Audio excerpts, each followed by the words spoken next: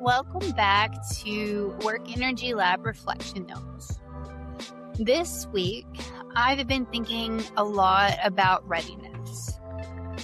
Not preparedness in the traditional project management sense, and not having the perfect plan, not eliminating uncertainty.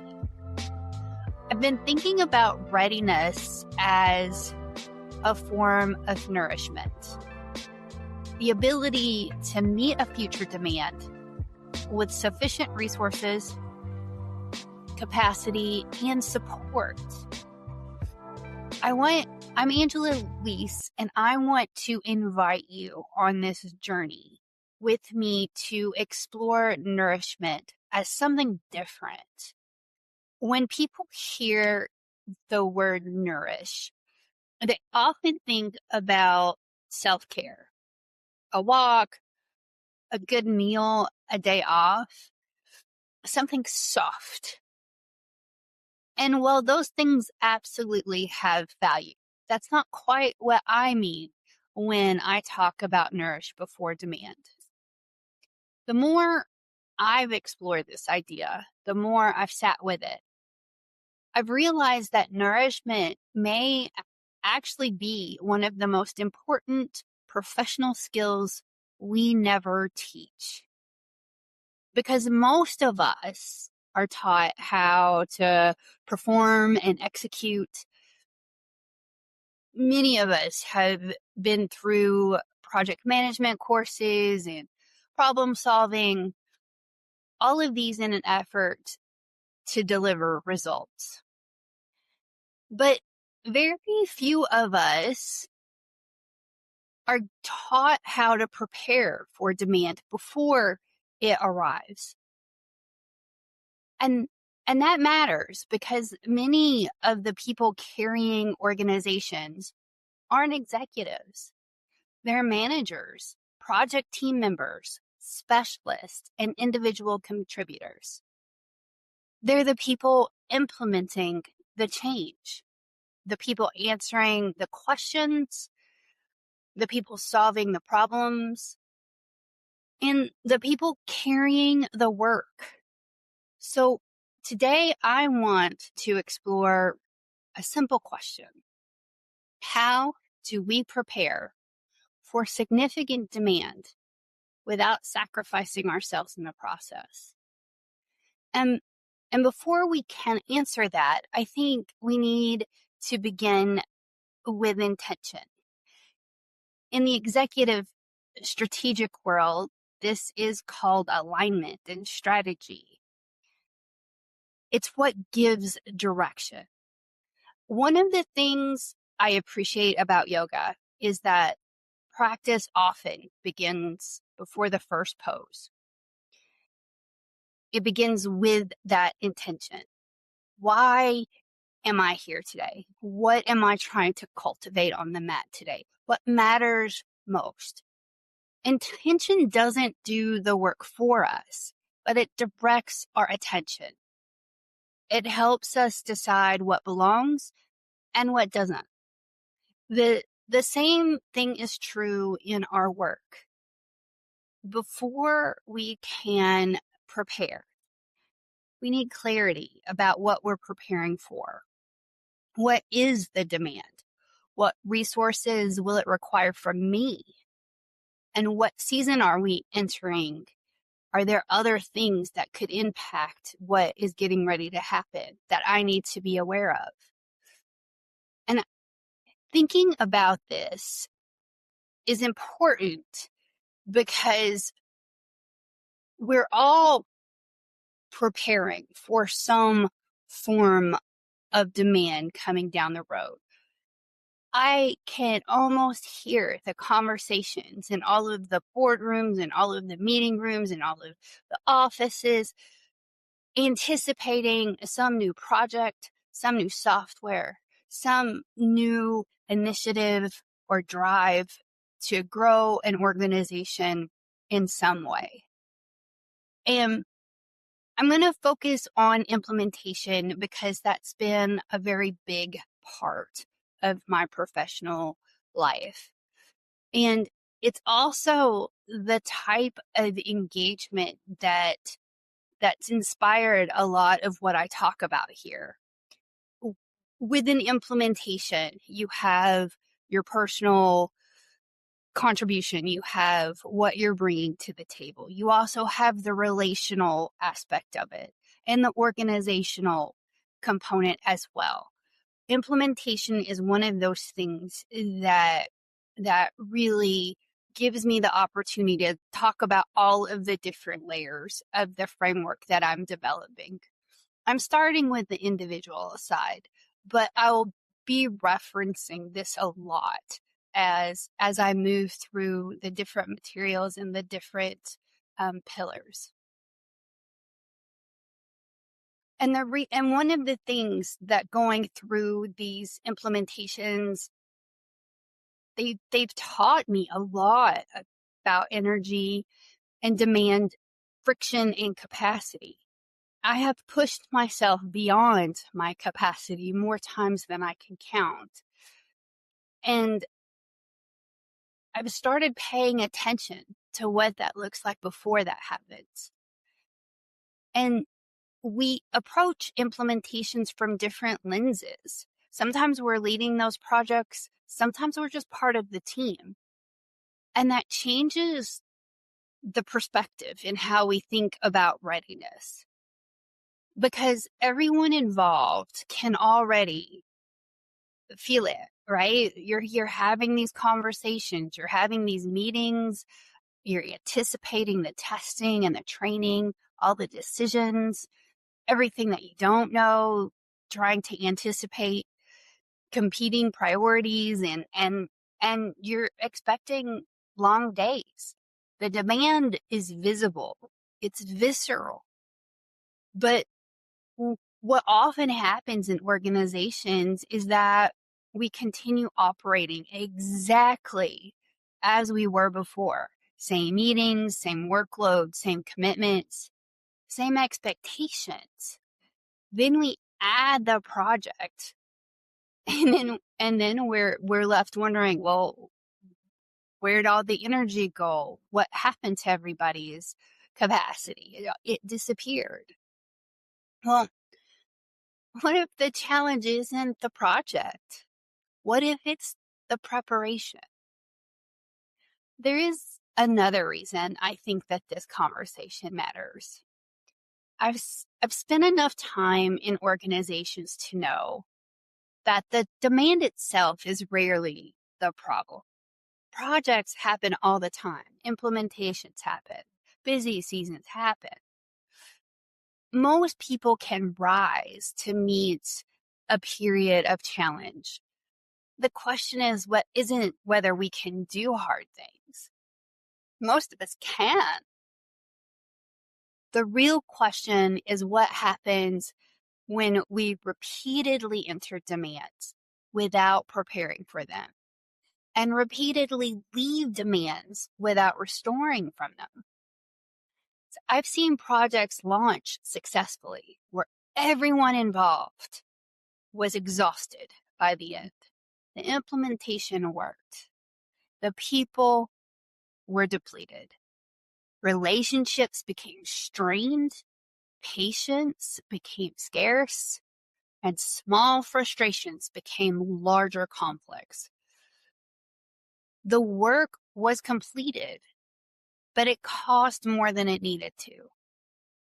And I've also seen organizations move directly from one initiative to the next, from one implementation becoming another implementation, one busy season becoming another busy season. One crisis becomes another crisis. Eventually, the problem is no longer the demand itself. The challenge becomes the condition of the people being asked to meet it. The same thing happens in nature. Where I currently live, there's farmland all over the place. And the farmers take precautions and go through steps to prepare the soil, because a field can produce for a season. and sometimes several seasons. But eventually, depleted soil tells the truth. Not immediately, gradually, growth slows, resilience decreases, and recovery takes longer. The soil hasn't forgotten to grow any more than people forget how to work hard. It simply hasn't been restored. And many of us experience something similar. We assume the problem is the new demand. Sometimes the real issue is that we're attempting to meet a new demand with resources that were never rebuilt after the last one. And that realization has changed the way that I think about nourishment. Nourishment isn't simply about feeling rested. It's about preserving the ability to continue growing. It's about protecting future capacity. Because the goal isn't simply surviving this season. The goal is remaining capable of meeting the next one. This is where my thinking has shifted. I no longer think nourishment is primarily about comfort. It's about readiness. And readiness is a skill that can be developed, one that can be practiced, strengthened, and refined over time. And when I think about preparing for a known demand, I keep returning to 3 questions. What do I need to build? What do I need to release? And what do I need to protect? Let's start with build. Every demand requires resources, knowledge, focus, relationships, decision-making, time, patience, problem solving. The question is, the one that we have to wrestle with is, do I have enough of the resources available to me to meet this? And if not, what can I begin building now? Can I learn something before I need it? Can I strengthen key relationships? Can I improve a routine or maybe organize information? Or can I in some way create conditions that support success? This is nourishment, not because it feels good, because it creates capacity. The second question may be even more important. What do I need to release? Most of us try to create capacity by adding more information, effort, more resources, and sometimes that's necessary. But often capacity is created through subtraction. Before a major demand arrives, we can ask ourselves, what can be completed? What can be delegated? What can be simplified or postponed? Is there things that I can stop altogether? And I go back to the farming, the gardening again. And this is not because I have skill in it. It's just something I see all around me. Preparing the soil isn't only about adding nutrients. It's also about removing weeds and moving rocks, creating space. The same happens in our work lives. Unfinished projects consume energy. Unmade decisions consume energy. So do competing priorities. Everything we hold on to requires resources. One of the most valuable leadership lessons I've learned is that every yes is also a no. Every commitment requires something from us. Sometimes nourishment means building. Sometimes it means releasing. And the final question is, what do I need to protect? Once demand begins, once we're in the thick of it, what must remain intact? For many people, the first things sacrificed are the very things that make sustained effort possible. Sleep, movement, reflection, relationships, recovery, and focus. The challenge isn't simply building resources, it's protecting them. Because resources that aren't protected will disappear. The more I explore this work, the more convinced that I am that readiness is not an individual skill alone. At some point, many of us become responsible for supporting readiness in others. Managers, project leads, parents, and teachers, mentors. At that point, the question shifts from how do I nourish myself to how do I help others nourish themselves? How do I create conditions that support success? And how do I help people prepare for what's coming? How do I protect capacity instead of consuming it from others? I've also been thinking about who this work is for.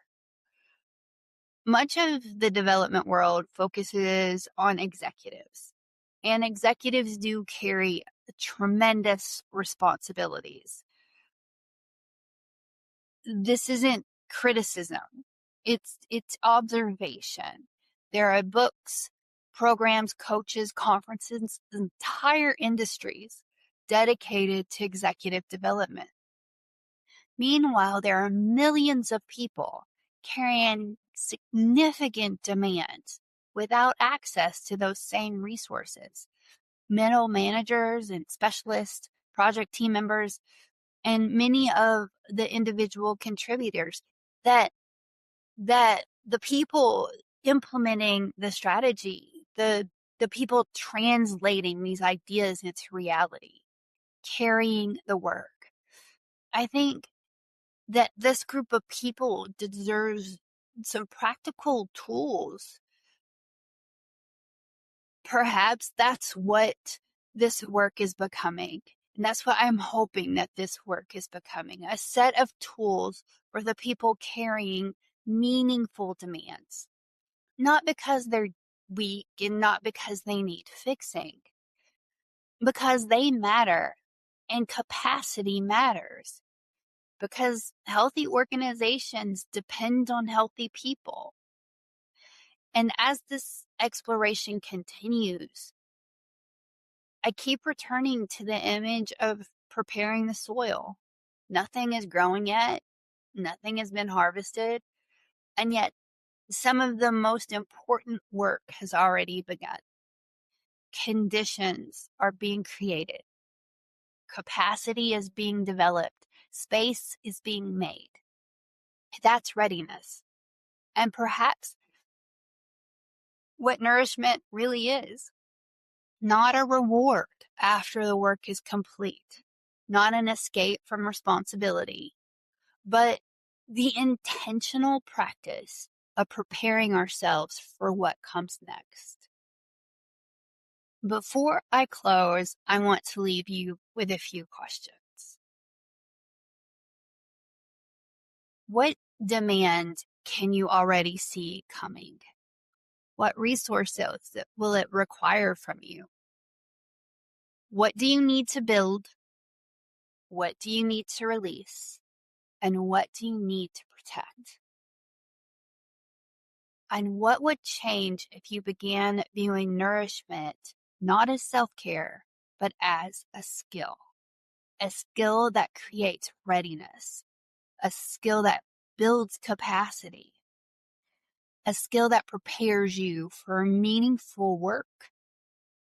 Because maybe the most important work doesn't happen during the harvest, the output.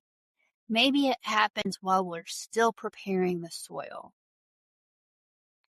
Thank you for spending a little time reflecting with me today. Until next time, take care of yourself, take care of each other, and pay attention to the conditions you're creating. The future often begins there.